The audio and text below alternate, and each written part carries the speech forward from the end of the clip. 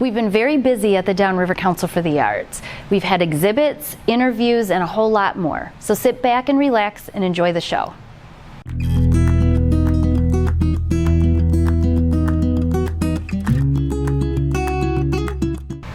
Hi, welcome to this episode of What's Going On at the Downriver Council for the Arts. I'm Erin Suis, the Executive Director, and I'll be your host for today. First up, we have the About Face exhibit, where we asked artists to interpret their idea of the portrait.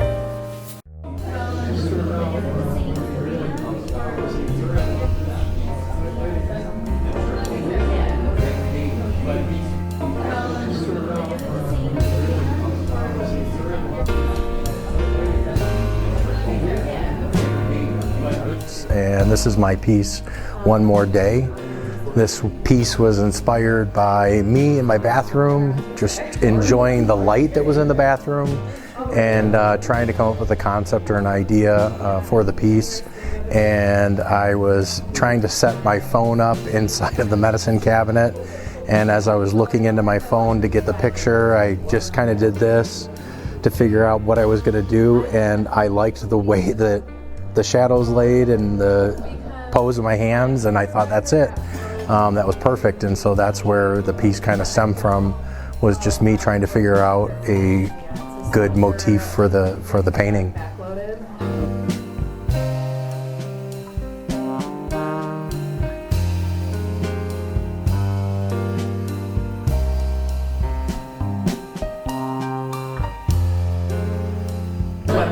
Hi, I'm Elroy Grandy, and I'm really happy to be into this show today. It's mainly about faces and images, photographs and such, and paintings and drawings. I decided to work with clay, and this piece has the face at the bottom here, but the hand at the top, and inside of it, it's illustrating coins falling down, and it's called Money is a basic name for it, just to have us think about how we have money, how we can spend it, and what we do with it. The hand is actually a mold of my hand that I made. I put a coin in there and did a little clay, or actually it was plaster, then I made a mold of that with clay and illustrated the head, and the coins are real coins that I put onto a piece of material. This leaf came out from behind my garage. It was a little leaf that was growing there, and I cut it out and put it on there. So it's a relief sculpture, but basically after I created the piece, I made a mold of it, pressed clay into it, fired it, and colored it, and that's what we came up with right here, a little relief sculpture.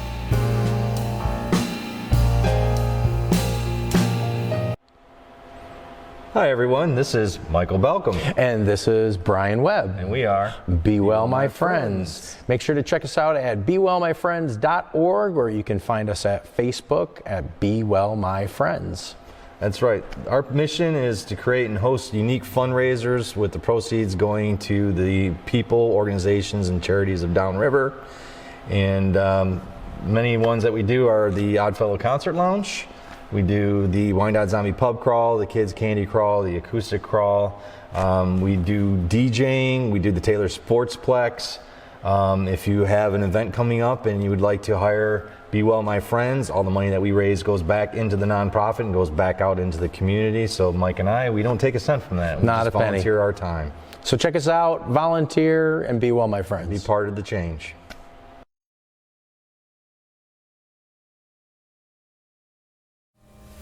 Artistic Crossroads is an exhibition featuring artwork inspired by the arts.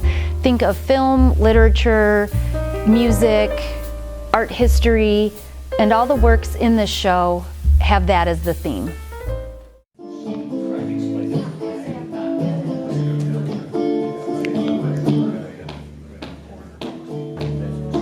So we are at the DCA in Wyandotte at the Artistic Crossroads show.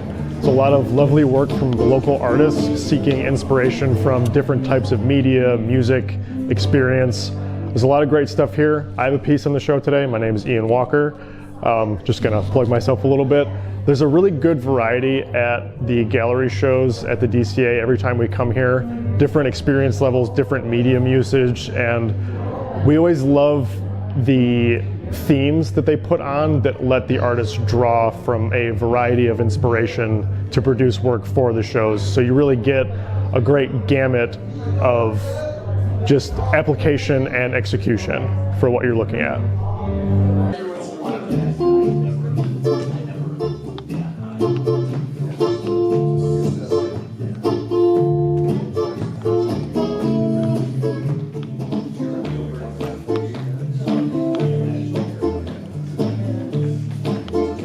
The work is really inspiring for me. I think it's exciting to see the crossover between media, how one type of art will inspire another type of art. So I find it fascinating. It's really cool.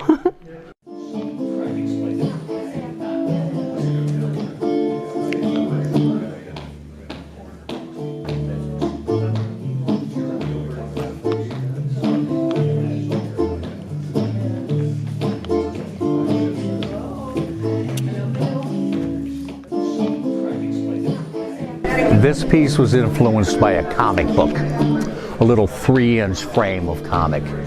And I recognize it as being so powerful graphically. As you can see, it is autonomous and complete in that there is text, which creates a story as well as an image. And I think that the individual itself, there's a bit of nostalgia there, almost World War II garb. I just think it's so powerful graphically, and I enjoy doing it. And it's amazing what you can do with black Sharpie. That is nothing more than black Sharpie. And it's 3 foot by 3 foot, and I found it to be quite a challenge. Hey there, I'm Ian. And I'm Gloria. We are the owners and operators of Gawk Printing, and we are artists printing for artists. Gawk Printing is a partner to artists of all shapes and sizes. We know firsthand how hard it is to sell your work to a larger audience. Whether you're ordering prints for the first time or you're a seasoned art veteran, we're here to help meet your needs. Our experience as creators backs our knowledge when being trusted to take care of reproducing your work. We pride ourselves on our quality assurance. We offer Giclée quality printing, commercial goods like flyers and posters, and are gearing up to create bound goods like zines, books, and comics. Our mission is to spread artwork to everyone without the constraints of high volume orders or academic prices. We believe creativity, quality, and collaboration is for every community. We'd love to start a conversation with you. You can find us at gawkprinting.com or on Instagram at gawkprinting. And remember, art is good for you.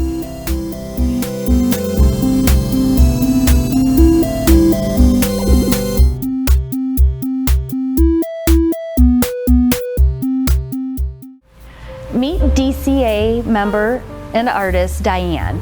You'll often see her hanging out at the DCA, painting and attending classes with Bruce.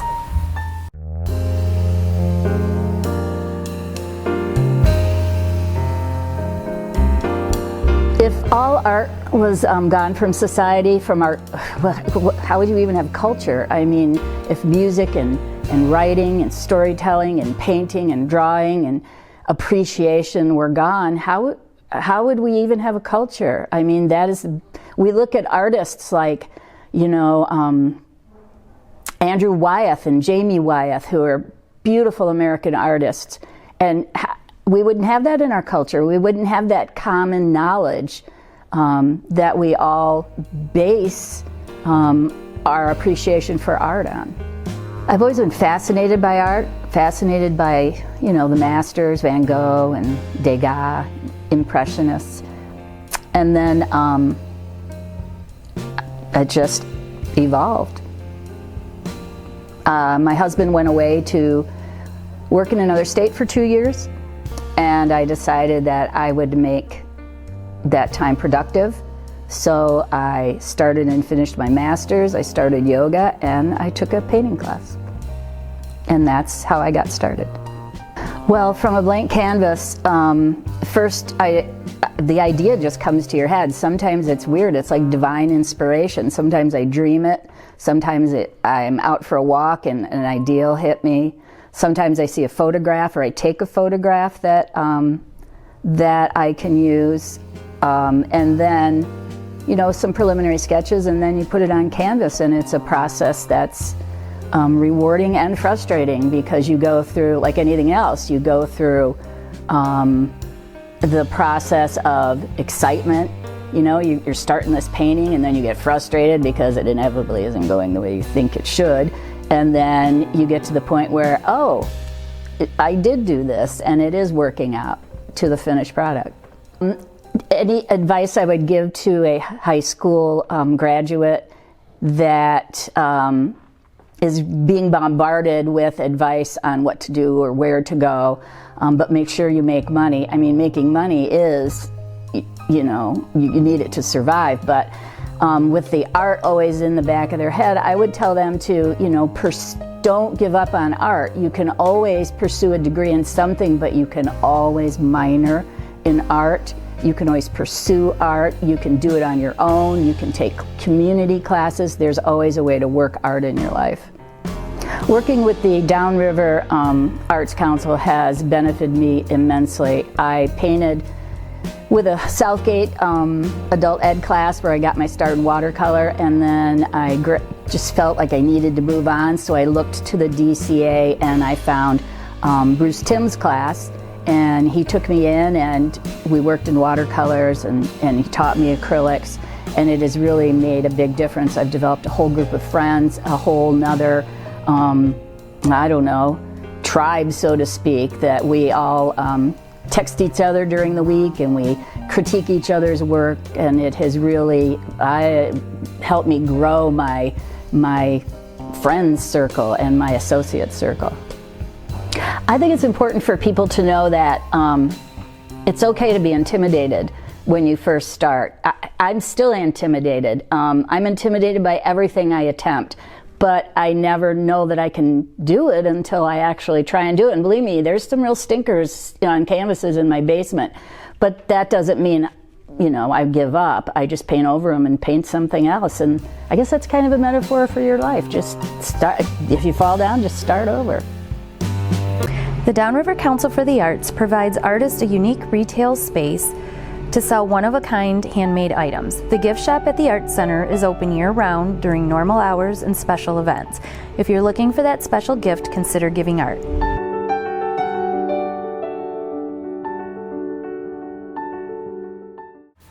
Recovery and Resilience is an art exhibit where artists share their paths to recovery through the art that they create.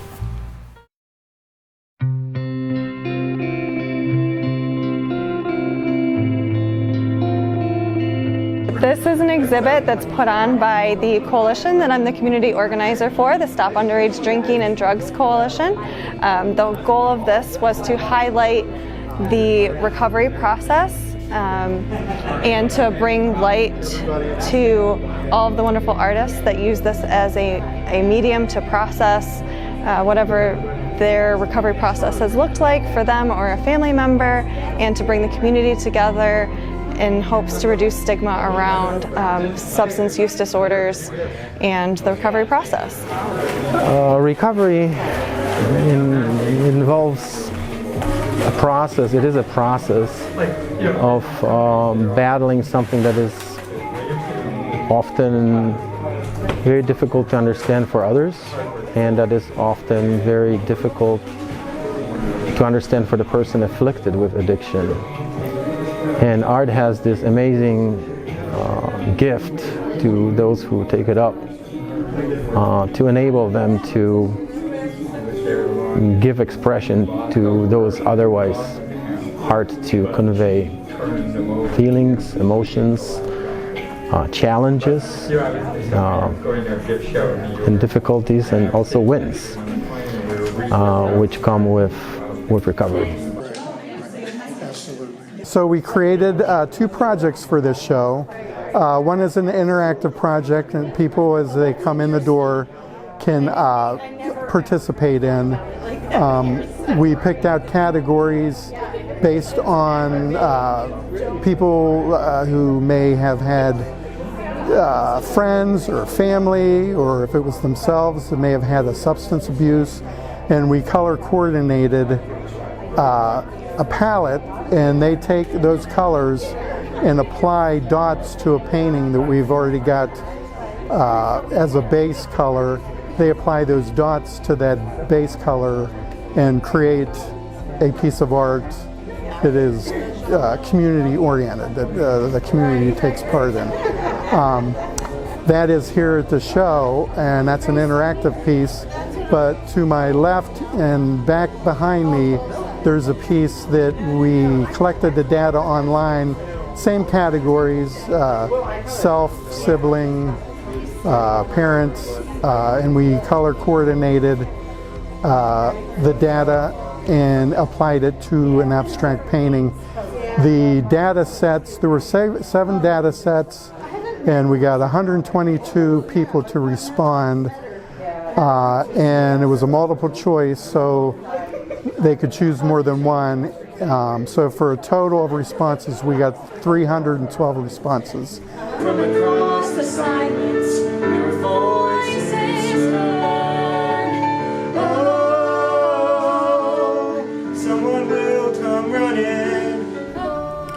This particular exhibit turned out really, really nice. There are some very, very nice pieces of work, a variety of mediums, a variety of views. I love the narratives that go along with a lot of the pieces that were displayed because it gives the artists perspective on why they created the piece that they created, which is always, always fun to learn about when you're looking at a piece of artwork. Open Book Theater is an intimate professional theater right here in the heart of Trenton. We do contemporary plays that make you feel and make you think and laugh and maybe cry. You're never more than 4 feet from the action. And it's just a wonderful place to come and experience a story told live right in front of your eyes. Stories are the way that we connect to each other, right? We tell stories to get to know each other. We listen to the stories of other people's lives. And so to me, theater is the most alive way of telling a story because it is actors right in front of you, living and breathing. The audience is a part of it. Their reactions are just as important as what's happening on stage. Open Book is close to home. It is professional entertainment right down the street, right where you live and work and play. There's wonderful restaurants nearby. We are a night out without a long drive. You can see high quality, professional, fascinating plays right here in your neighborhood. It is the cost of a movie ticket with some popcorn and soda, and you can come and see live theater.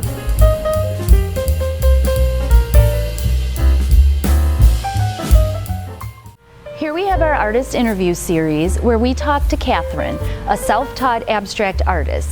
She has a love of nature and she enjoys teaching workshops at the DCA. There'd be more of this. That's more what I'm doing. A lot of that, a lot of big motions. Well, I've always been creative. I've done a number of creative things in my life. I had a marketing background, so I worked in communications, marketing for nonprofits, and originally started as a writer from the time I was a very small child. But painting was something I discovered actually during the COVID lockdown. I'd always admired painters and art that I'd seen and thought I could never do that. And that time gave me the opportunity to try. And I discovered that I loved it. It just lit something up in me that hadn't been there before. So that's really why I decided to continue with painting and have discovered it's something that I don't know how I ever lived without. I think looking at a blank canvas for any artist is such an intimidating experience. You know, you start off with that white, empty space. For me, I'm motivated by a couple things. I'm inspired by nature, for sure. I love nature, I love the beauty of nature, and I want to translate that in some way for people. But even more than that, I'm motivated by color. I love color. I love experimenting with color, trying different color combinations. So a lot of my creative process and how I begin a painting is deciding which color I'm going to invite to speak the loudest, so to speak. So I do a little bit of thought about that, but I consider myself an intuitive artist, so I really allow those first marks that I make, which might be very random, to inform the next mark rather. So I try to just do the next right thing. So the beginning of the process is very much about just putting anything down on that canvas, and then allow that inspiration of those colors that I've chosen to lead me to the next step.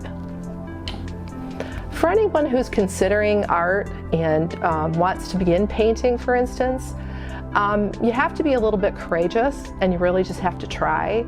A lot of times we hear people say, oh, you're so talented, you have a lot of talent, and I think that's kind of a myth.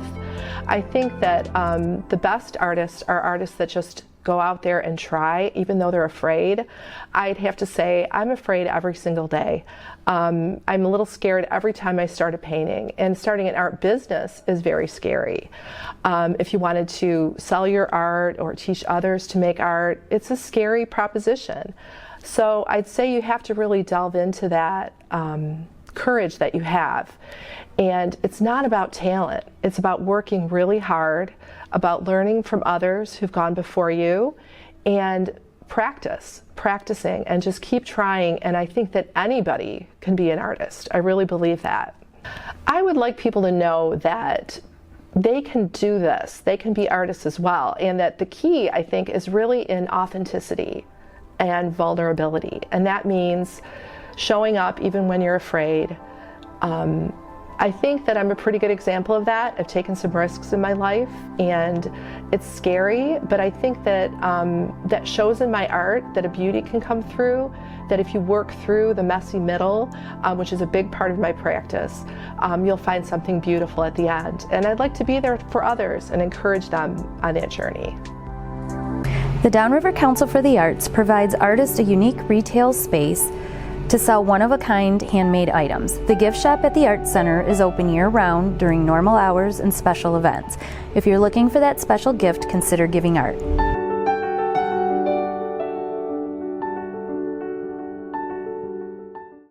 Let us introduce you to emerging artist Chelsea. You'll see her at a lot of local art fairs.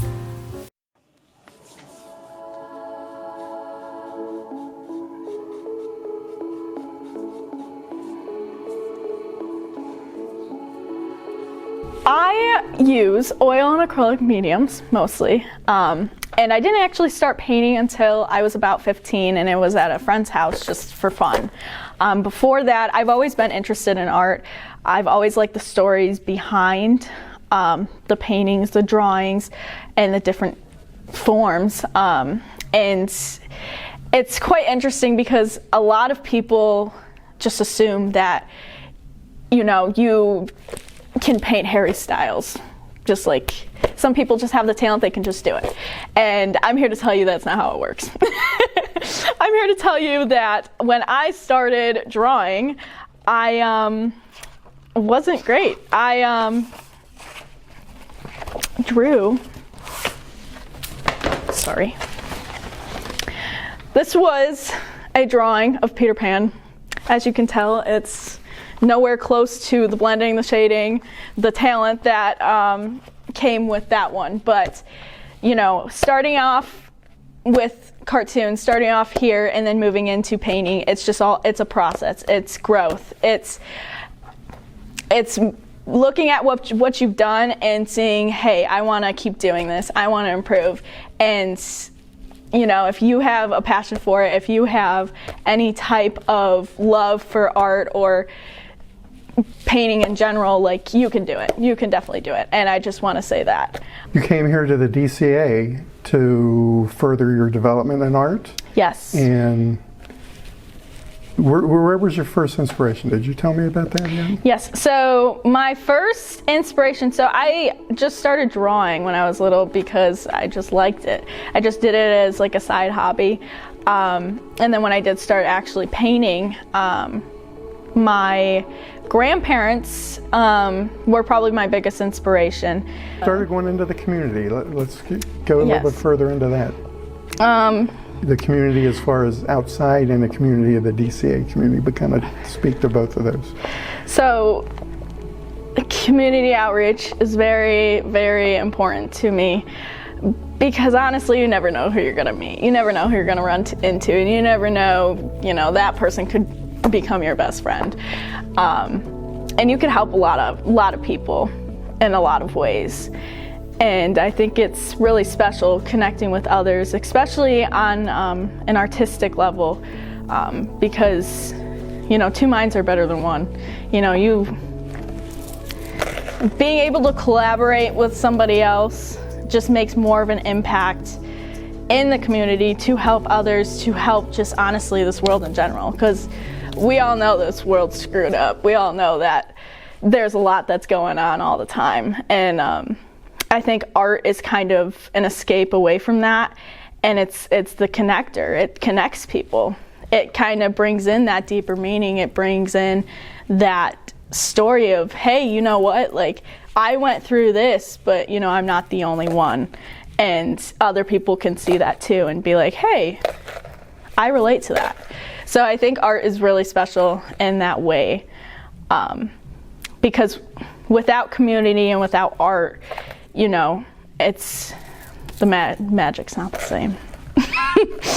Beautiful. So coming to the DCA, how's that going to help you do community outreach and further your development as an artist?